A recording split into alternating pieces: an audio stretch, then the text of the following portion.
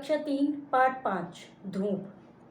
प्रस्तुत कविता विख्यात कवि विष्णुकांत पांडे द्वारा रचित है। इसमें सूर्य के प्रकाश धूप पर आधारित है और इसमें धूप के महत्व को बताया है।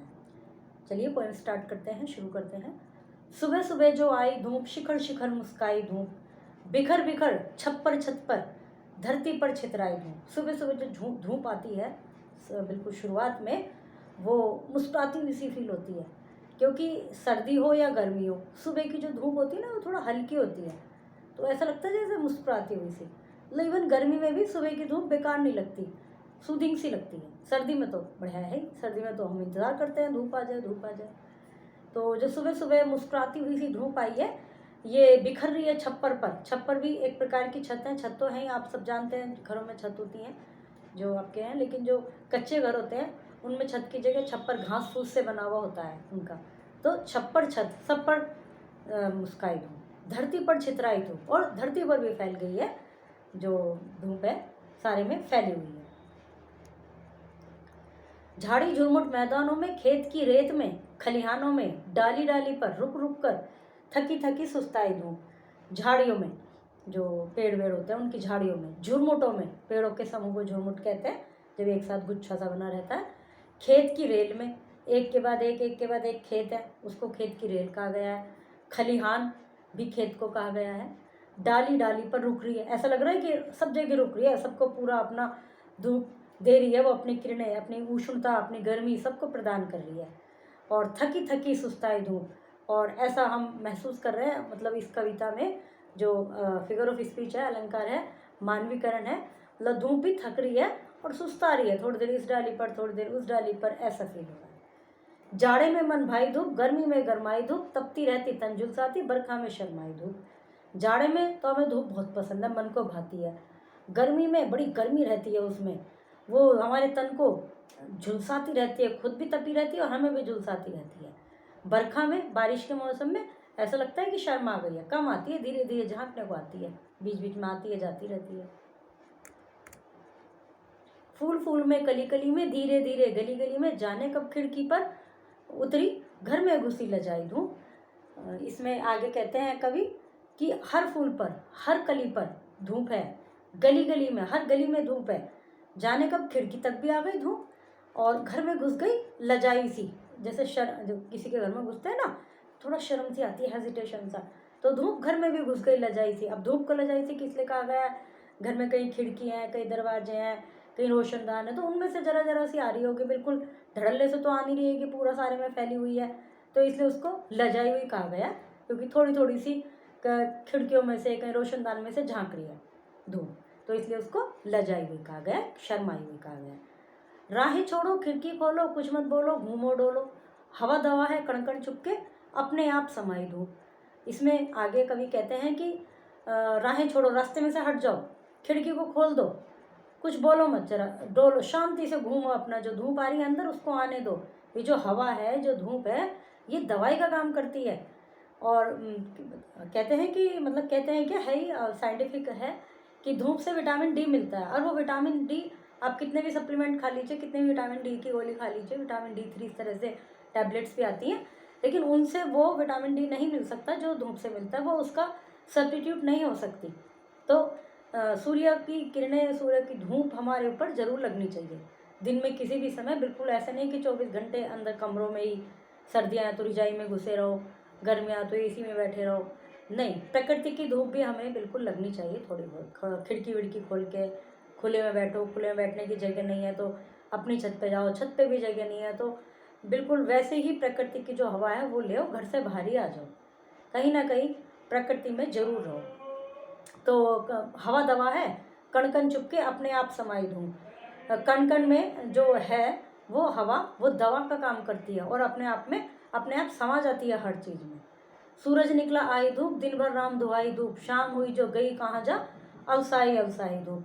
सूरज निकल गया, धूप आ गई अच्छे से, दिन भर खूब धूप रही, राम दुहाई कहते हैं ना, भगवान की कृपा से राम दुहाई, तो खूब धूप रही, शाम हुई, पता नहीं कहाँ गई, कहाँ जाके सो गई ये धूप, अलसाई अलसाई सी धूप, पता नहीं कहाँ चली गई। अलसाई मतलब आलस, आलस में आकर पता नहीं कहाँ चली गई धूप शाम होने पर। शाम को चली जाती है ना धूप, सूरज छिप जाता है, तो पता ही होगा।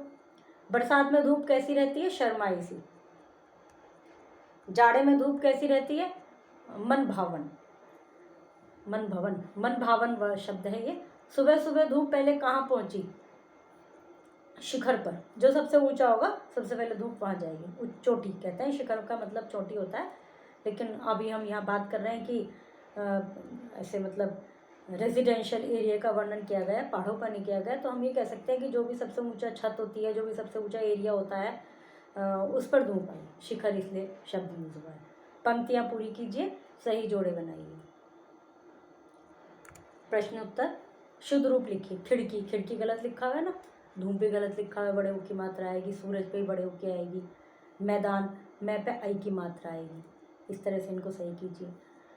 खरगोश ने बकरे से विनती की, बकरे चाचा, कुछ शिकारी कुत्ते मेरा पीछा कर रहे हैं, तुम मुझे अपनी पीठ पर बैठाकर कहीं दूर ले चलो तो मेरे प्राण बच जाएंगे, वरना ये मुझे मार डालेंगे। क्या करना है इसमें? संज्ञा सर्वनाम को रेखांकित करना है। संज्ञा क्या होते हैं?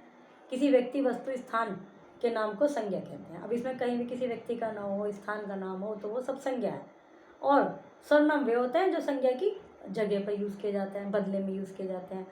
खरगोश संज्ञा है, बकरा संज्ञा है, बकरे फिर संज्ञा आ गया। कुछ सर्वनाम है। शिकारी संज्ञा है, कुत्ते संज्ञा है, मेरा सर्वनाम है, तुम सर्वनाम है, मुझे सर्वनाम है, पीठ संज्ञा है, कहीं सर्वनाम है, दूर संज्ञा है, मेरे सर्वनाम है, प्राण संज्ञा है, और वे सर्वनाम है। सूर्य हमारे और सौर परिवार का एकमात्र तारा है। इसके चारों ओर 8 ग्रह परिक्रमा करते हैं। सूर्य के चारों ओर इन ग्रहों के नाम लिखिए, जो 8 ग्रह उनके नाम लिखिए। केवल पढ़ने के लिए उपदेश चित्रकथा, चित्रकथा चित्र बने रहते हैं, उनके माध्यम से कथा प्रस्तुत की जाती है।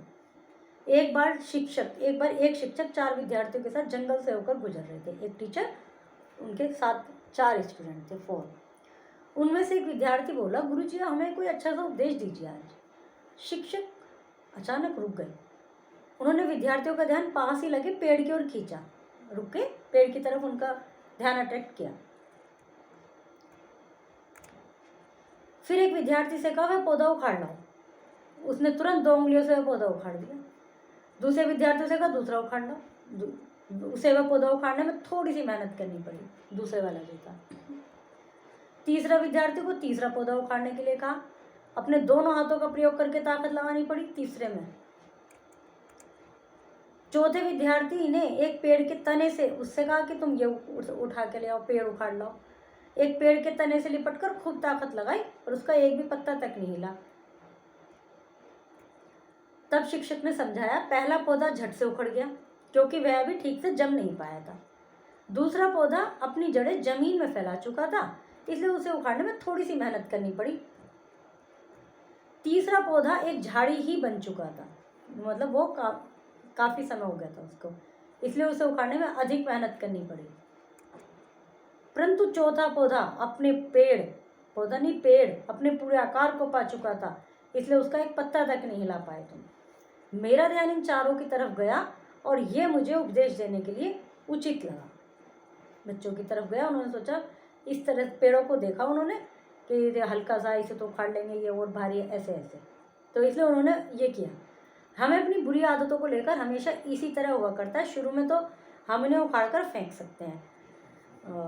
जो बुरी आदतें हैं यदि शुरू में आई हैं तो शुरू में तो उन्हें छोड़ सकते हैं, लेकिन एक बार वे अपनी जड़ें हमारी व्यवहार में फैल गई गहराई तक, तो उन्हें उखाड़ फेंकना मुश्किल है।